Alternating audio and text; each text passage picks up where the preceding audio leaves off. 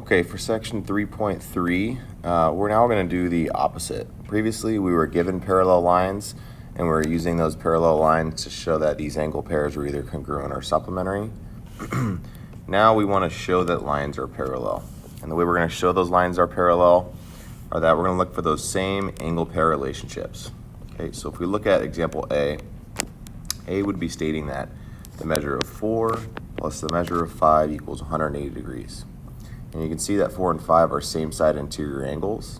And anytime same side interior angles are supplementary, we know that these two lines that they are both inside must be parallel.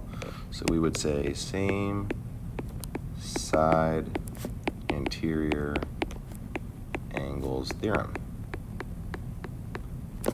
Okay, let's try another and then I'll let you finish up here. 4 is congruent to 6. 4 and 6. When 4 and 6 are congruent, we know that lines A and B are parallel because those are alternate interior angles. So alternate interior angles theorem states that the lines must be parallel if both pairs of alternate interior angles are congruent. Why don't you try C through F, stating the theorem that shows lines A and B are parallel. For C, alternate exterior angles theorem, 1 being congruent to 7. For D, 7 and 3 being congruent. 7 and 3 being congruent would be corresponding angles postulate.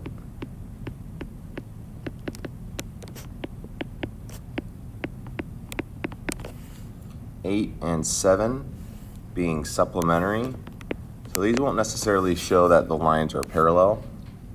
They're just a linear pair, and we can always assume a linear pair is supplementary because of the linear pair theorem.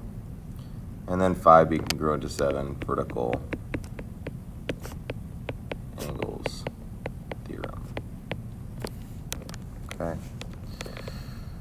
So what I'd like to do next is, if you look at this diagram here, you have two lines that look like they might be parallel, L and M, but we don't have our parallel markings on there. And what this whole section is going to focus on is it's going to focus on naming these angle pairs as either supplementary or congruent, and then therefore stating that the lines are parallel. So let's do that through a proof. And remember, for proofs, we need a conjecture that we use definitions, statements, postulates, or theorems as justifications for each of those statements. And we always start with what's given. L is parallel to M. That's given. Well, postulates, we don't need to prove. You never need to prove postulates. We assume them to be true. And if you look at 1 and 3, 1 and 3 are corresponding angles. And for corresponding angles, we know that they are congruent. So we could say 1 is congruent to 3 because of the corresponding angles postulate. For 3, we have another pair of congruent angles in here.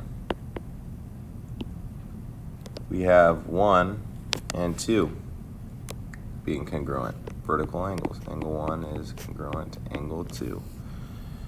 And then hopefully you see here 3 and 2, they're both congruent to the same angle, so we can also state that 3 is congruent to 2. This would be your, this is your vertical angles theorem.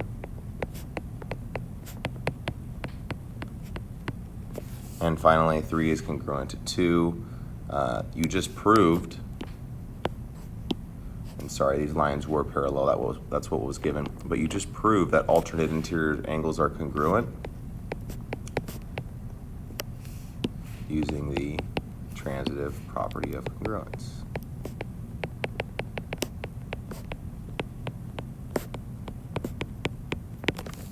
Okay.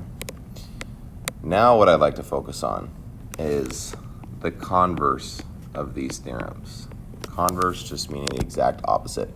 We're switching what we're proving given different information. The converse of a theorem is interchanging what is given and what is being proved. So if you remember, corresponding angles postulate states that corresponding angles are congruent when the lines are parallel. So now we're going to we'll state that again. If two parallel lines are cut by a transversal,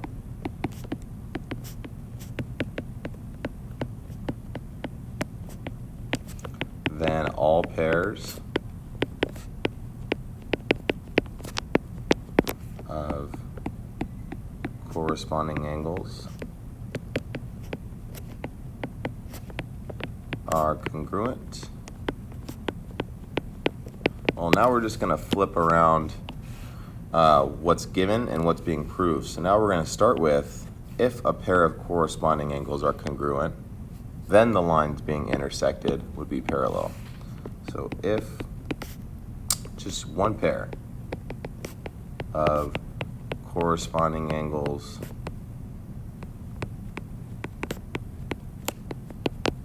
are congruent, then the lines cut by a transversal are parallel.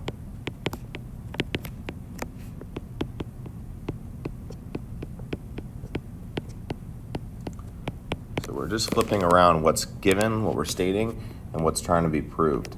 So let's look back here. Let's look at these two examples. Use the converses to show that these lines are parallel. If we want to show that R is parallel to S, and we're given information about 6 and 7, hopefully you remember that 6 and 7, those are same side interior angles. That means they must be supplementary in order for R to be parallel to S. So let's check. 9x plus 12 plus 6x plus 18 equals 180. And we're given some information from x. We're given that x equals 10. So when we plug 10 in, we get 90 plus 12 plus 60 plus 18 equals 180. Add these all up. Let's see, we get 108 plus 72 equals 180. And that's true. Those two same side interior angles are supplementary, so we can state that R is parallel to S. And then the same for B.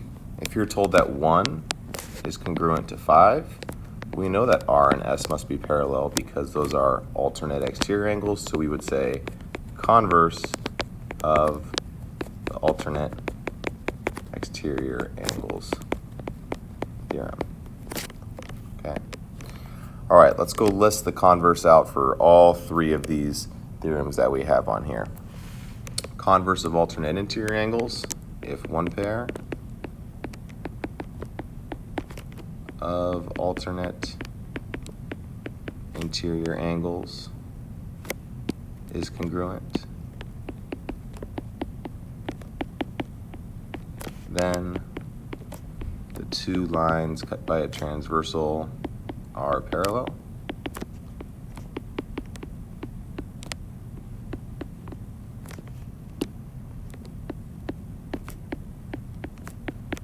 Okay, hopefully you can see that here.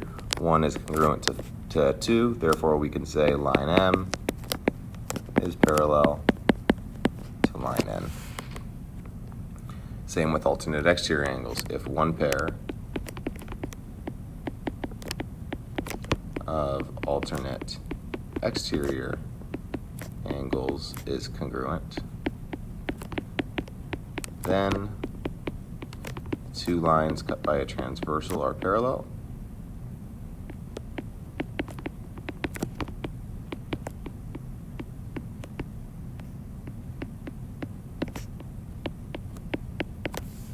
And that's what we have here. 3 is congruent to 4, so we could say line M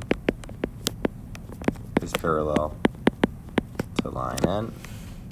Again, notice the statement is always that these lines are parallel. Now we're flipping what we were previously using, that the lines or that the angle pairs were either congruent or supplementary. Now we're using those relationships to show that the lines are parallel.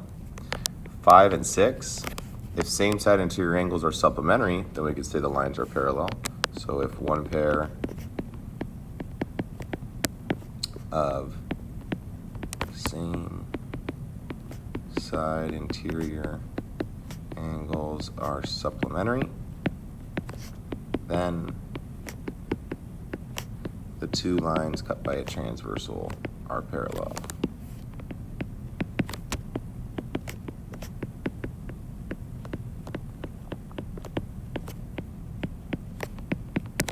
Okay, and we don't really have any markings for supplementary angles. So you would need to know that the measure of 5 plus the measure of 6 equals 180 in order to state that line M is parallel to line N.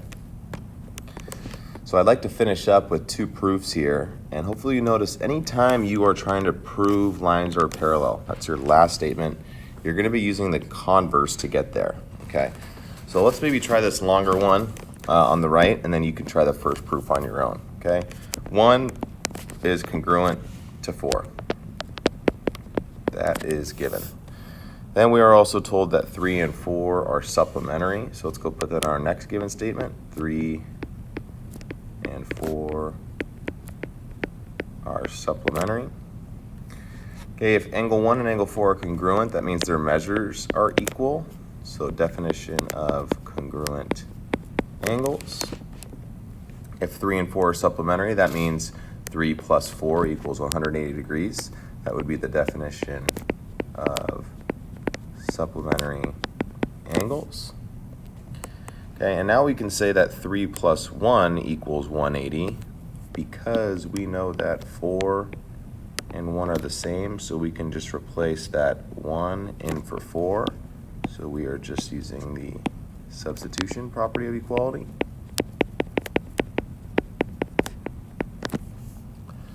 Hey, the vertical angles theorem states that vertical angles are always congruent. There's only one pair of vertical angles listed on here, that would be 2. So we could say that the measure of angle 2 is equal to the measure of angle 3.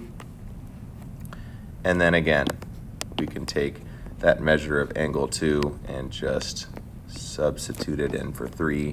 And now we have 2 plus 1, whoops, equals 180. That's already listed there because we substituted.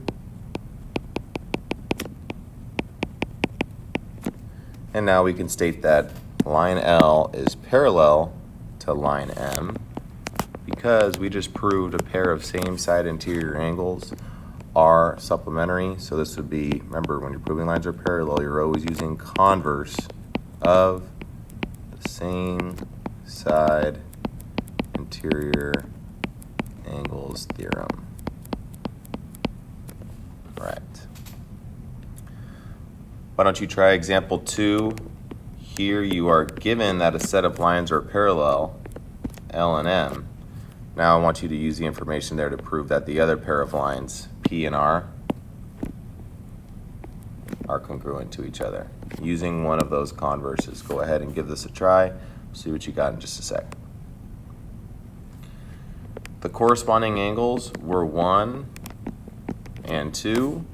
So we could say angle 1 is congruent to angle 2 because those are corresponding angles. They're on your parallel lines.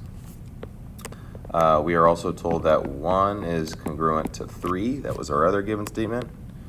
And hopefully you notice that 2 and 3, they're both congruent to 1. So using the transitive property, we can state that 2 is congruent to 3. And now finally, if 2 is congruent to 3, 2 and 3 are on opposite sides of M and they're both outside P and R. So by the converse of the alternate exterior angles theorem, we could state that R is parallel to P. Okay? So you might have a couple proofs tonight on the homework. Remember, if you're proving lines are parallel, you're always going to be using the converse of these theorems that we just learned earlier, or we just learned last week. To prove that they're parallel. So make sure you have converse as one of your last statements on there. Okay, plenty of practice on the homework, and we'll answer any questions you have in class.